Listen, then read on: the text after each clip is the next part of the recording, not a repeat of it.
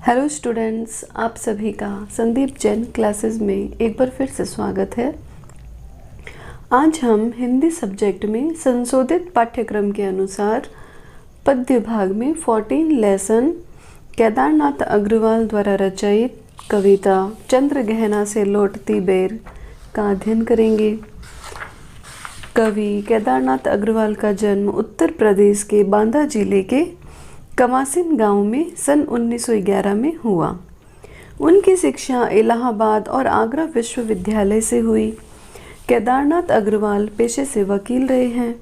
उनका तत्कालीन साहित्यिक आंदोलनों से गहरा जुड़ाव रहा है। सन 2000 में उनका देहांत हो गया। नींद के बादल, युग की गंगा, फूल नहीं रंग बोलते हैं, आग का आईना, पंख और पतवार, है मेरी तुम, मार प्यार की थापे और कहे केदार खरी खरी उनकी प्रमुख काव्य कृतियाँ हैं। उन्हें सोवियत लैंड नेहरू पुरस्कार और साहित्य अकादमी पुरस्कार से भी सम्मानित किया गया। केदारनाथ अग्रवाल प्रगतिवती धारा के प्रमुख कवि माने जाते हैं। जन सामान्य का संघर्ष और प्रकृति सौंदर्य उनकी कविताओं का मुख्य प्रतिपाद्य है। उनके यहाँ प्रकृति का यथार्थवादी रूप व्यक्त हुआ है, जिसमें शब्दों का सौंदर्य है, ध्वनियों की धारा है और स्थापत्य की कला है। समाज का दैनंदिनी जीवन अपने खुलेपन और उमंग के साथ उनके काव्य में अभिव्यक्त हुआ है। केदार कविता की भाषा को लोक भाषा के निकट लाते हैं और ग्रामीण जीवन से जुड़े बिंबों को आत्मीयता के साथ प्रस्तुत करते हैं। तो आज हम जो कविता पढ़ने जा रहे हैं, चंद्र गहना से लौटती बेर। इस कविता में कवि का प्रकृति के प्रति गहन अनुराग व्यक्त हुआ है। वह चंद्र गहना नामक स्थान से लौट रहा है और लौटते हुए उसके किसान मन को खेत खलिहान एवं उनका प्राकृतिक परिवेश सहज आकर्षित कर लेता है। इस कविता में कवि की उस सृजनात्मकता कल्पना की अभिव्यक्ति है जो साधारण चीज़ों में भी असाधारण सौंदर्य देखती है और उस सौंदर्य को शहरी विकास की तीव्र गति के बीच भी अपनी संवेदना में सुरक्षित रखना चाहती है। यहाँ प्रकृति और संस्कृति की एकता व्यक्त हुई है। तो आइए देखते हैं चंद्र गहना से लौटती बेर। कवि कहते हैं कि देख आया चंद्र गहना, देखता हूँ दृश्य अब मैं, मेड़ पर इस खेत की बैठा अकेला। कवि केदारनाथ कह रहे हैं कि वो चंद्र गहना गांव को देखकर लौट रहे हैं। तो ये उस समय का वर्णन है जब कवि चंद्र गहना गांव को देखकर लौट रहे हैं और इनकी ट्रेन में आने में समय है। तो उस वक्त कवि केदारनाथ खेतों की मेड़ पर बैठ जाते हैं और वहाँ चंद्र गहना गांव की जो प्राकृतिक सुंदरता है, जहाँ खेत खलिहान है, उनकी जो सुंदरता है, उनको देखकर कवि का मन जो है वो मुग्ध हो जाता है। तो कवि उसी का वर्णन करते हुए कह रहे हैं कि देख आया चंद्र गहना, कि मैं चंद्र गहना गांव देखकर लौट रहा था। देखता हूँ दृश्य अब मैं, मेड़ पर इस खेत की बैठा अकेला। और जब मैं चंद्र गहना गांव देखकर लौटा तो ट्रेन में विलंब था, ट्रेन का आने का समय नहीं हुआ था। तो कवि क्या करता है, कवि जो है खेत की मेड़ पर बैठ जाता है। मेड़ कहते हैं दो खेतों के बीच की जो भूमि होती है या दो खेतों के बीच में जो मिट्टी का ऊपरी भाग होता है उसको कहते हैं मेड़। तो वहाँ पर कवि बैठकर और खेतों के जो दृश्य है उसको देख रहा है। एक बीते के बराबर यह हरा ठिगना चना, बांधे मुरेठा शीश पर, छोटे गुलाबी फूल का सजकर खड़ा है। कवि क्या देखते हैं उस मेड़ पर बैठकर कि वहाँ खेत में चने की फसल जो है वो खिली हुई है।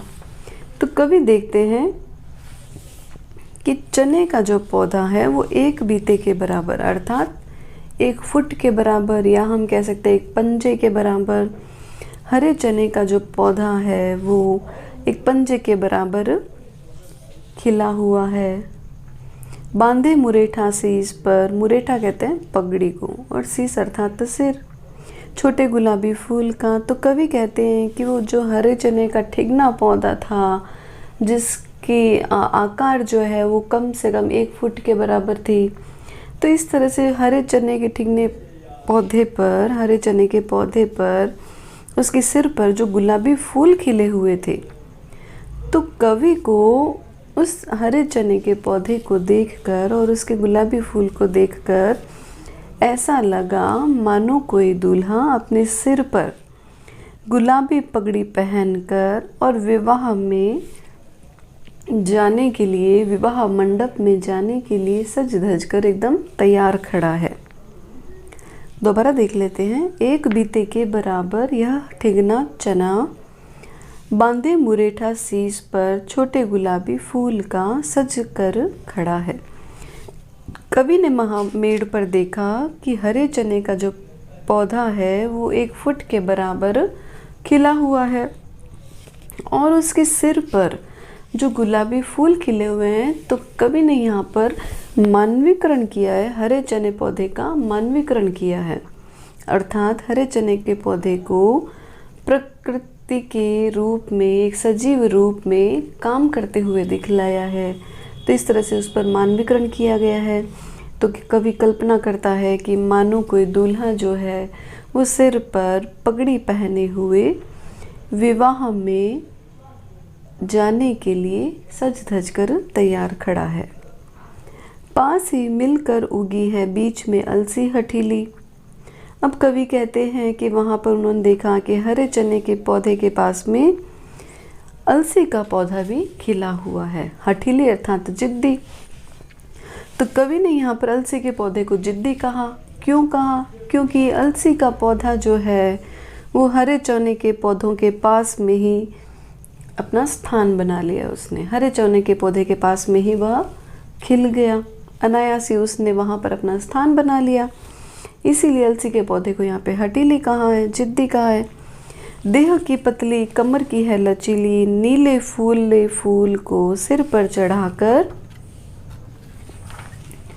कह रही है जो छुए यह दूं हृदय का दान उसको। तो कवि देखते हैं कि वहाँ पर हरे चने के पौधे के पास में अलसी का पौधा खिला हुआ है। तो वह जो है उसकी जो तना है अलसी के पौधे का वो बहुत ही पतला और नाजुक होता है। तो जैसे ही हवा चलती है तो अलसी के पौधा जो है वो पूरा जो है लहराने लगता है, झुक जाता है और फिर से खड़ा हो जाता है। तो इसीलिए यहाँ पर अलसी के पौधे को देह की पतली कमर की है लचीली कहा है कि अलसी का जो पौधा है उसका तना जो है बहुत नाजुक होता है और उसकी कमर जो है अर्थात उसका तना बहुत ही लचीला है, थोड़ी ही हवा से लहराने लगता है।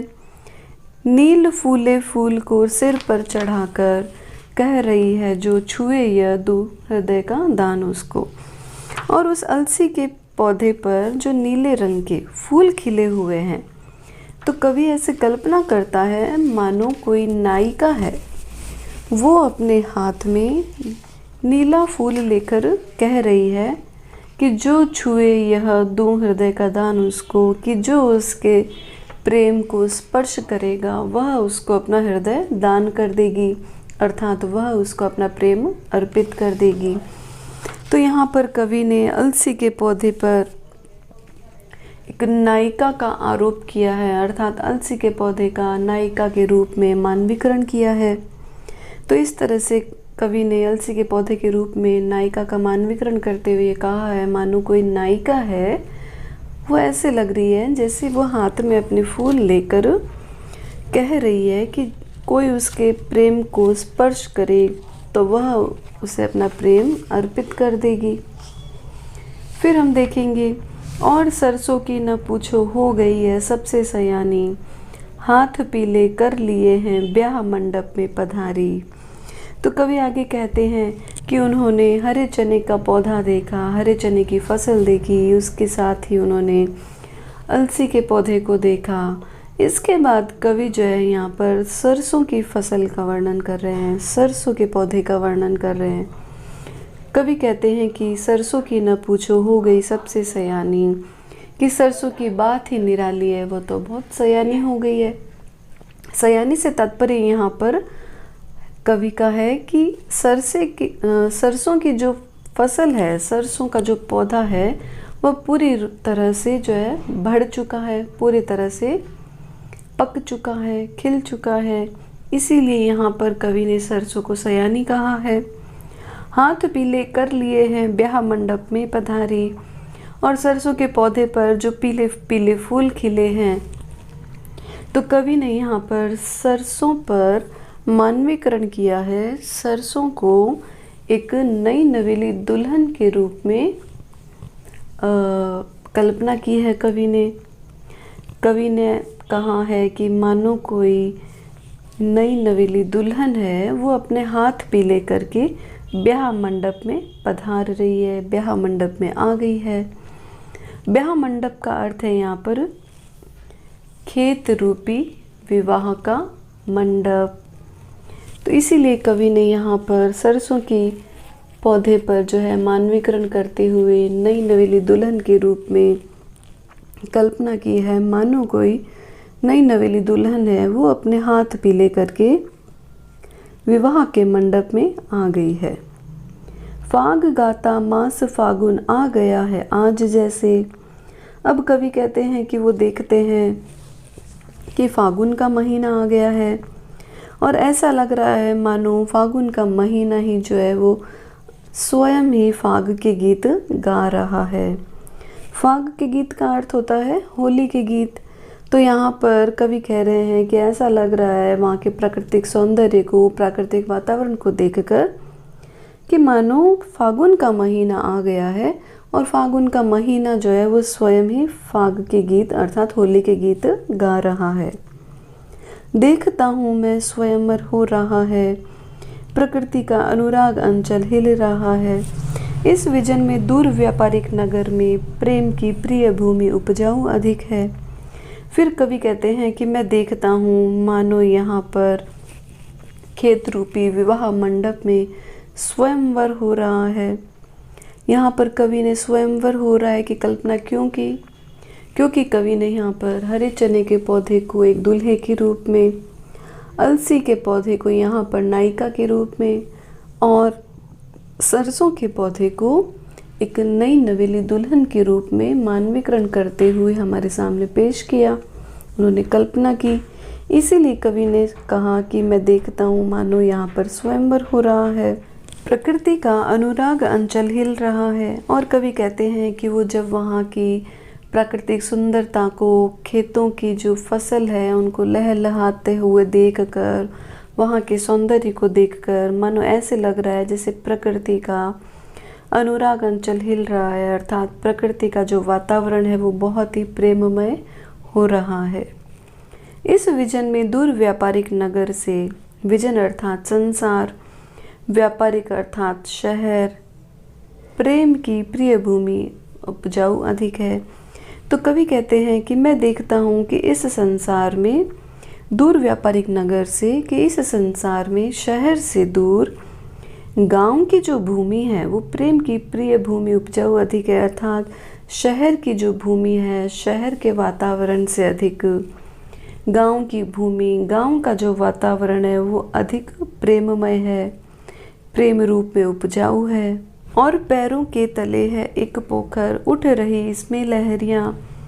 कवि कहते हैं कि जिस मेड़ पर वो बैठे थे तो उनके पैरों के पास में एक तालाब है, पोखर अर्थात तालाब। तो उस तालाब में जो है हवा चलने के कारण तालाब का जो पानी है उसमें लहरें उठ रही है।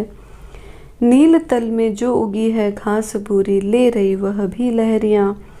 और उस तालाब के पानी में हवा के कारण जो लहरें चल रही थी, तो उसके कारण उसके तल में जो भूरी घास उगी हुई थी उसमें भी लहरें उठ रही थी, अर्थात वो घास भी जो है लहरा रही है। एक चांदी का बड़ा सा गोल खंबा आँख को है चकमकाता। चांदी का बड़ा सा गोल खंबा से अर्थ यहाँ पर सूर्य से है। तो कवि कहते हैं कि जब पोखर के पास में बैठे हैं, तालाब के पास में बैठे हैं, तो वो देखते हैं कि सूर्य का जो प्रतिबिंब है, सूर्य की जो परछाई है जो तालाब में पड़ रही है, तो वो ऐसे लग रही है मानो कोई बड़ा सा चांदी का गोल खंबा है जो उसमें पानी में दिखाई दे रहा है। आँख को है चकमकाता, और उस सूर्य का जो प्रतिबिंब है जो पानी में पड़ रहा है, तो उसके कारण हमारी जो आँखें हैं, अर्थात कवि कह रहा है कि सूर्य के प्रतिबिंब के कारण कवि की जो आँखें हैं वो पूरी तरह से खुल नहीं पा रही। वह सूर्य के प्रतिबिंब के कारण उनकी आँखें जो है चुंधिया गई है कई पत्थर किनारे पी रहे चुपचाप पानी, प्यास जाने कब बुझेगी। फिर कवि कहते हैं कि उस तालाब के किनारे कई छोटे बड़े आकार के पत्थर हैं, तो उन पत्थरों को देखकर ऐसे लगता है मानो वो पत्थर जो है तालाब के किनारे चुपचाप खड़े खड़े वहाँ पर पानी पी रहे हैं। प्यास जाने कब बुझेगी, और ये पत्थर जो है सालों से यहीं पर पड़े हैं और पानी पी रहे हैं, तो पता नहीं इनकी प्यास जो है वो कब बुझेगी। चुप खड़ा बगुला डुबाए टांग जल में, देखता ही मीन चंचल ध्यान निद्रा त्यागता है, चट दबाकर चोंच में नीचे गले के डालता है। तो कवि कहते हैं कि उन्होंने देखा कि तालाब में एक बगुला जो है वो अपनी एक टांग को तालाब के जल में डुबा रखा है उसने, और वह देखते ही मीन चंचल ध्यान निद्रा त्यागता है। मीन अर्थात मछली, ध्यान निद्रा अर्थात ध्यान रूपी नींद। तो कवि कहते हैं कि वह बगुला जो है एक टांग पर पानी में इस तरह से खड़ा है, आंखें बंद करके, मानो वो कोई ध्यान कर रहा है। और जैसे ही देखते ही मीन चंचल, जैसे ही उसे चंचल मछली दिखाई देती है, तो क्या करता है वो अपनी ध्यान निद्रा को त्याग कर, अर्थात ध्यान रूपी नींद को त्याग कर, चट दबाकर चोंच में नीचे गले के डालता है। तो वह अपने ध्यान रूपी नींद को झट से त्याग कर और उस चंचल मछली को अपनी चोंच में दबाकर अपने गले में डाल लेता है, अर्थात उसको निगल लेता है। एक काले माथ वाली चतुर चिड़िया श्वेत पंखों के झपाटे मार, फौरन टूट पड़ती है भरे जल के हृदय पर। एक उजली चटुली मछली चोंच पीली में दबाकर दूर उड़ती है गगन में। फिर कवि कहते हैं कि वो देखते हैं कि वहाँ पर तालाब पर एक काले माथ वाली, अर्थात एक काले माथे वाली एक जो चतुर चिड़िया है, वो कैसी है? श्वेत पंखों की, अर्थात जो काले माथे वाली चिड़िया है वह सफ़ेद पंखों वाली है। श्वेत पंखों के झपाट मार फौरन टूट पड़ती है भरे जल के हृदय पर। जल के हृदय अर्थात पानी की सतह। तो कवि कहते हैं कि जो काले माथे वाली चतुर चिड़िया है, वह काले माथे वाली चतुर चिड़िया अपने सफ़ेद पंखों से पानी की सतह पर फुर्ती से, बहुत ही शीघ्रता से झपट्टा मारती है। एक उजली चटुल मछली चोंच पीली में दबाकर दूर उड़ती है गगन में। उजली अर्थात चमकती हुई, चटुल अर्थात चंचल। तो कवि कहते हैं कि वो काले माथे वाली जो चिड़िया है वो पानी की सतह पर इतना फुर्ती से झपट्टा मारती है और अपनी चोंच में एक उजली चटुल मछली अपनी चोंच में एक चमकती हुई चंचल मछली को अपनी पीली चोंच में दबाकर दूर आकाश में उड़ जाती है। और यहीं से भूमि ऊंची है जहाँ से रेल की पटरी गई है, ट्रेन का टाइम नहीं है, मैं यहाँ स्वच्छंद हूँ, जाना नहीं है। तो कवि कहते हैं कि कवि जो है वहाँ पर खेतों के बीच में मेड़ पर बैठे हुए हैं और वहाँ से सामने की जो भूमि है वो कुछ ऊंची है और उस ऊंची भूमि पर रेल की पटरियाँ बनी हुई है और अभी ट्रेन में आने में समय है, क्योंकि ट्रेन का आने का टाइम हुआ नहीं। तो कवि वहाँ पर बैठ कर खेतों के मेड़ पर वहाँ की प्राकृतिक सुंदरता को देख रहे हैं। मैं यहाँ स्वच्छंद हूँ, तो कवि कह रहे हैं कि मैं यहाँ पर पूर्ण रूप से आज़ाद हूँ, मैं यहाँ के जो प्राकृतिक वातावरण है उसको देख सकता हूँ, क्योंकि ट्रेन का टाइम हुआ नहीं है, जाना नहीं है, अभी उसको कहीं जाना नहीं है। चित्रकूट की अनगढ़ चौड़ी कम ऊंची ऊंची पहाड़ियाँ दूर दिशाओं तक फैली है। तो कवि कहते हैं कि जिस खेत की मेड़ पर वो बैठे हैं तो वहाँ पर सामने चित्रकूट की अनगढ़ अर्थात असमान चौड़ी और कम ऊंची ऊंची वो जो चित्रकूट की पहाड़ियाँ है वो असमान रूप से चौड़ाई में और उनकी जो ऊंचाई है वो बहुत ही कम है और दूर दिशाओं तक फैली, और वो पहाड़ियाँ जो है दूर दिशाओं तक दूर दूर तक फैली हुई है। बांझ भूमि पर इधर उधर रीवा के पेड़ कांटेदार कुरूप खिड़े हैं, और कवि देखते हैं कि वहाँ की जो भूमि है जो उपजाऊ नहीं है, जो बांझ है, उस भूमि पर रीवा के कांटेदार जो झाड़ियाँ हैं वो खिली हुई है, अर्थात कांटेदार झाड़ियाँ वहाँ पर उगी हुई है। सुन पड़ता है मीठा मीठा रस टपकाता सुग्गे का स्वर टें टें टें, सुन पड़ता है वनस्थली का हृदय चीरता उठता गिरता सारस का स्वर टेटो टेटो, मन होता है उड़ जाऊं मैं। तो कवि कहते हैं कि वहाँ का जो जंगल है, वन है, तो वहाँ पर वनस्थली का हृदय चीरता अर्थात वनों के अंदर से, जंगल के अंदर से कवि को सुग्गे का अर्थात तोते का जो है बहुत ही मीठा मीठा मधुर स्वर जो है वहाँ पर उनको सुनाई दे रहा है, मानो उस तोते के स्वर रूप में मीठा रस टपक रहा हो। तो कवि का कहने का भाव यह है कि जंगल के अंदर से तोते की जो है बहुत ही मधुर और मीठी मीठी आवाज़, मीठा मीठा स्वर सुनाई दे रहा है। उड़ता गिरता सारस का स्वर टेटो टेटो, मन होता है उड़ जाऊं मैं। और कवि कहते हैं कि तोते के बाद में वहाँ पर कवि को सारस का जो है स्वर, जो जंगल को भेद देने वाली उसकी आवाज़ है, वो कवि को वहाँ पर सुनाई दे रही है।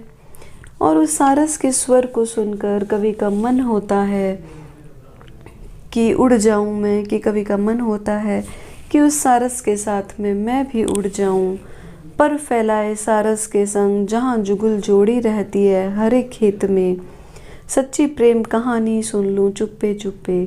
तो कवि कहते हैं कि उस सारस की जंगल भेदने वाली बहुत ही तीव्र ध्वनि जो होती है उसको सुनकर कवि का मन करता है कि उसके साथ में कवि अपने पर फैलाए अर्थात अपने पंखों को फैलाकर कहाँ चला जाए, जहाँ जुगल जोड़ी रहती है, जहाँ पर युगल रूप में सारस की जोड़ी रहती है, हरे खेत में सच्ची प्रेम कहानी सुन लूँ चुप्पे चुप्पे, और चुपचाप मैं उड़कर उस खेत में चला जाऊं जहाँ पर वह सारस की जोड़ी रहती है, और मैं चुपके से उन सारस की जोड़ी की प्रेम कहानी को सुन लूं। कौन सी प्रेम कहानी को? जो प्रेम कहानी सारस की स्वरों के माध्यम से कवि उस मेड़ पर बैठा बैठा सुन रहा था। तो कवि का मन होता है कि जो सारस का स्वर उनको सुनाई दे रहा था, तो उनका मन होता है कि मैं पंख फैलाकर अपने सारस के साथ में उस खेत में चला जाऊं जहां पर वह सारस का जोड़ा रहता है, और चुपके से मैं उन सारस के जोड़े की प्रेम कहानी को सुन लूं जो वहां पर उनके स्वर के माध्यम से कवि को सुनाई दे रही थी। तो इस तरह से हम देखेंगे कि कवि चंद्रगहना गांव से लौटते हुए उनका जो किसान मन है वो वहाँ के खेत खलिहानों को और वहाँ के प्राकृतिक परिवेश, प्राकृतिक सुंदरता को देखकर उनका मन सहज रूप में आकर्षित हो जाता है। और इस कविता में कवि ने प्रकृति और संस्कृति की एकता को व्यक्त किया है। हम देखेंगे कि यहाँ पर कवि ने मानवीकरण किया है। कवि ने यहाँ पर हरे चने के पौधे पर मानवीकरण करते हुए कल्पना की है कि मानो हरे चने का पौधा है, वो दूल्हे के रूप में सिर पर पगड़ी पहने हुए और विवाह में जाने के लिए सज धज कर तैयार खड़ा है। और कवि ने इसके बाद में अलसी के पौधे पर मानवीकरण किया, और उस पर मानवीकरण करते हुए कवि ने कहा कि मानो अलसी रूपी नायिका जो है वो अपने हाथ में फूल लेकर किसी और से अपना प्रेम को अर्पित करने के लिए कह रही है। इसके बाद में हमने देखा कि कवि ने सरसों पर मानवीकरण करते हुए कहा कि मानो कोई नई नवेली दुल्हन है, वो अपने हाथ पीले करके विवाह मंडप में जाने के लिए तैयार खड़ी है। तो इस तरह से कवि ने मानवीकरण का प्रयोग करते हुए प्रकृति को सजीव रूप से हमारे सामने प्रस्तुत किया। अगर आपको हमारा यह वीडियो पसंद आया तो प्लीज़ हमारे चैनल को लाइक और सब्सक्राइब ज़रूर करें।